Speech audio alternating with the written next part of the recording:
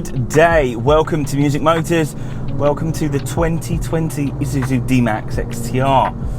From the outside, this looks like something that you wouldn't expect from Isuzu, but then again, maybe you should do, because remember they make an Arctic truck. This is second in line to the Arctic truck. And whilst underneath it's still powered by the 1.9 litre diesel engine, 161 brake horsepower, 265 pounds per foot of torque. As before, it's higher, it's got higher suspension, it's got better brakes, it's got the XTR body kit, and this one, because it's a Nav Plus, has a little bit extra as well, like the 9.2 inch infotainment screen and a light bar on top. Now base prices, realistically, you're looking around about £43,000 on the road for one of these, whilst 41 will get you one without all the fancy bits and pieces. Well, I say fancy bits and pieces, just a few options on it.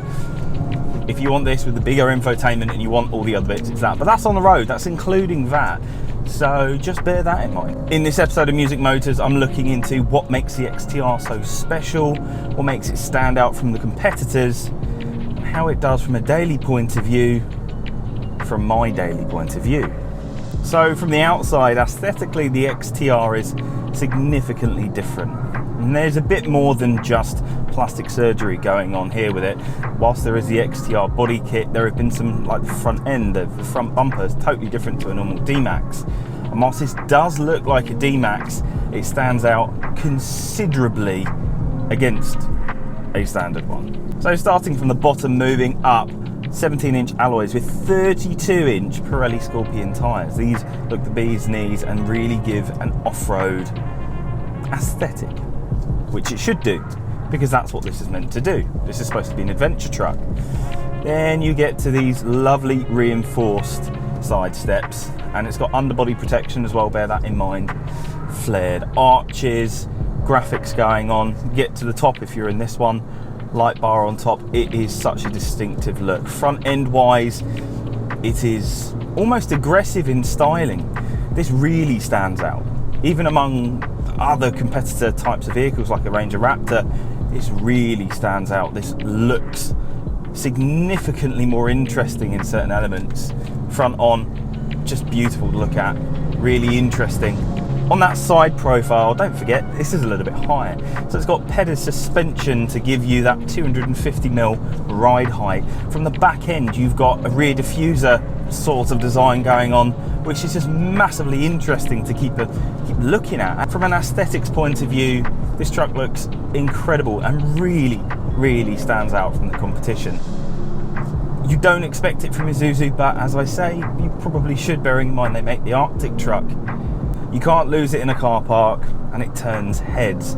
So from an everyday aesthetics point of view, if you're looking for a truck which can do a lot of things, well, this fits it, most definitely, from an aesthetics point of view, that is. Fuel economy time to test the fuel economy capabilities. Now today, I'm actually doing a charity collection run and distribution, collecting food parcels and distributing them to people who need them. So loads and loads of town stuff, lots of short stops, a few longer bits, and then a tiny bit of motorway. So a real combined run. So this is exactly that, a proper combined run, not a little bit of town driving, a lot of town driving. And I will tell you my thoughts and the fuel economy on the other end. I don't have any feelings to hurt, and all you got is a city as worse. There's nothing to do about it. Tell me the truth about it. That I got no tears. So that was my last pickup. Thus far, already 21.3 miles to the gallon, but it's literally just around town. Never getting above 20 miles an hour, constantly first and second gear. So for this portion, really impressed. Now I need to go and take it somewhere to sort it. Then take it to food banks and then continue with this day. I'm suspecting high 20s as a combined average of everything today. I'm done with the fake love. You're so unpredictable. I wish I could be sad about it. Maybe that would help me to escape this cold-hearted warfare. Hey, 'cause I don't live in the fear. So all collected, all sorted through, put into the boxes for distribution. Just grabbed a coffee and a sausage roll, gonna quickly have this and then move on straight to get into the food banks. Got no tears left to cry. Can you just look me in the eye and tell me what messed up?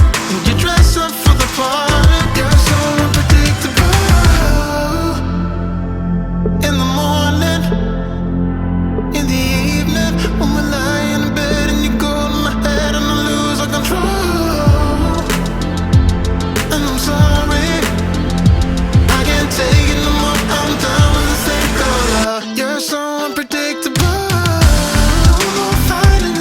that's everything delivered, distributed, moved, everything. What I've averaged is 29.7 to the gallon. I didn't go on the motorway at any point, and whilst I appreciate I didn't have loads of load loaded in the back, it was constant start stop, it was around town, so to be able to get that was pretty impressive. Comfort wise, the seats are very, very comfortable. They don't hold you too much in the corners, but around town you're never going to be ragging it that hard anyway. And when it came to visibility, it was great. You could park it wherever you want to park it, and it stands out. It's a cool looking truck. So from that everyday point of view, it excelled pretty well. When you get inside, you're kind of surprised, because Isuzu have always made good quality interiors. They're good quality, but they're never normally that luxurious. Well, this one does.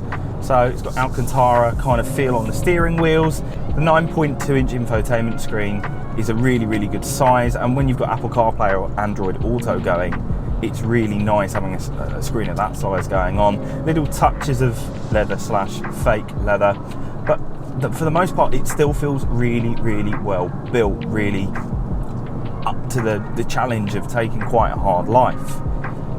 The seats are comfortable but not massively holding. Whilst they are sporty-ish in their design, they don't hold you and hug you as much as Ranger Raptor seats do.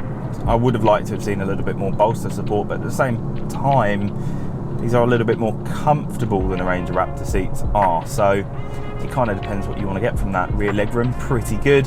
Headroom, relatively good, even for my obscenely big hair. When you get to the back end, bearing in mind that this can realistically take a Euro pallet, it can take over 1,100 kilograms of payload weight and can tow 3.5 tons. It's pretty impressive for such a small truck. From an inside, when you're on the motorway, 70 miles an hour, pretty quiet, pretty comfortable. Dual carriageway, 70 miles an hour, because this can do 70 miles an hour on a dual carriageway. Again, really comfortable, really nice to be in. It deals with potholes surprisingly well, and even though this is raised higher up and it does have off-road suspension, it doesn't really seem to diminish the interior comfort quality all that much. The sound system is good, the visibility is fantastic, although it does take a little bit of time to get used to, because obviously you've got wider body panels. When you look at the side where you think your seating position would normally be fine for getting close to something, you suddenly realise, oh wait a minute, it sticks out a little bit more, got to be a bit more careful. Something to keep in mind. And at the front end, obviously, because you kind of got a lip going over the bonnet, you have to get used to the length of it. Aside from that, reversing camera means that for all your town driving, you never really get stuck, and for everywhere else, well, it excels pretty much. Performance is where this kind of lacks a little bit, not too much, but 161 brake horsepower, 265 pound per foot torque, 12.7 to 62, tops out 112. Now, that's all coming from a 1.9 litre diesel engine. The same 1.9 litre diesel engine as you'll see in other D-Maxes. And what Isuzu have done is they've made it so that it's kind of future-proofed. They're thinking beyond Euro 6. What this means is that going forward, you're not going to have to worry about changing this up as often as perhaps other competitive vehicles where different emissions regulations come in. They've really thought ahead. And from a dealer point of view, if you want to have this remap, they jump straight up to 200 brake horsepower or more.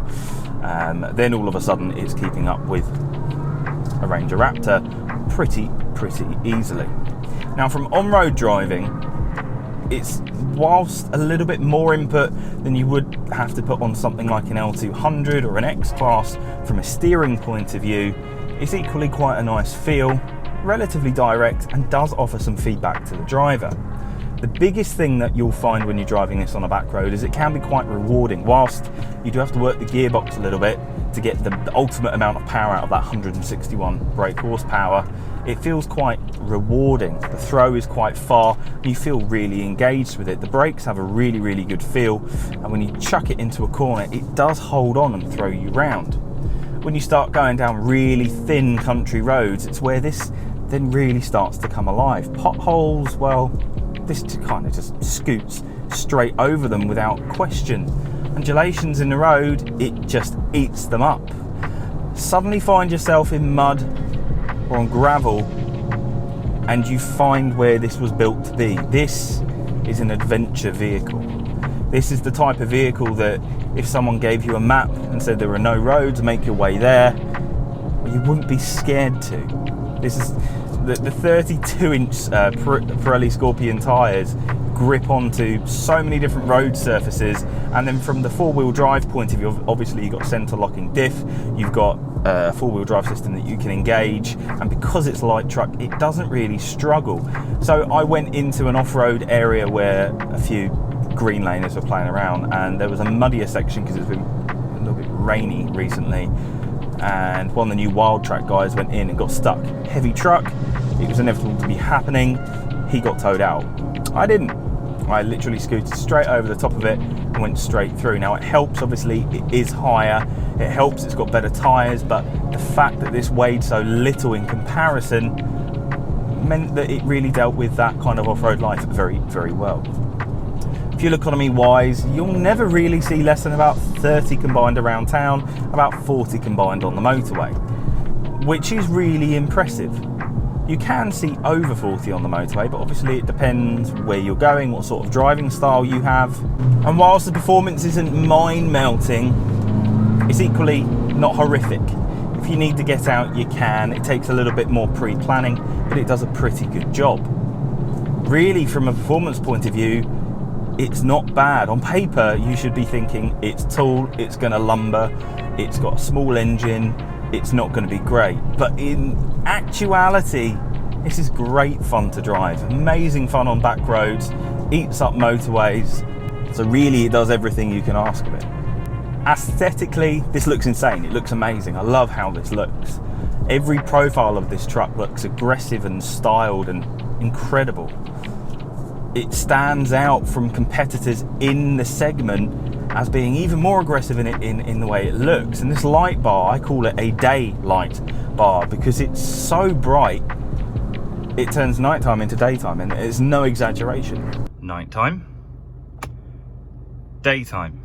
Inside, it feels like it's a quality place to be, whilst it isn't as up-to-date with technology as you might like to find. Equally, it's not behind in the times either. It does have everything that you could want within reason, but at the main point, this is made to last. This interior is going to stand a lot of abuse without showing too many signs of failing. And from that performance point of view, this is made to adventure, go off-road, do some crazy stuff, and it does it without question. At no point did I ever get worried going down back roads, where you would do in a normal conventional car and some pickup trucks, especially if they got road tyres on them. This type of vehicle, you just don't worry. You go, well, if it gets a little slippery, I'll engage four-wheel drive and we'll go from there. Let's see how bad it could possibly be. And acceleration, well, you just accept that first, second and third are a little bit throwaway getting you up to speed, but once you get going, it's pretty good. Have a remap, it's going to be even better. Buy an automatic and you've got none of that faffing at all.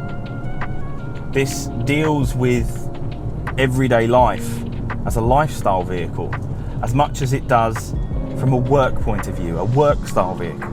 This is an everything type of vehicle. And Isuzu have made the D-Max even better for me. I've not driven a Arctic. I suspect it's too big for UK roads. But the XTR is that fine line of being just as capable on UK roads as it is anywhere else. Really, the XTR is as capable on road, as off road, in the supermarket, as the field. Anywhere you place it, it will do an extremely good job.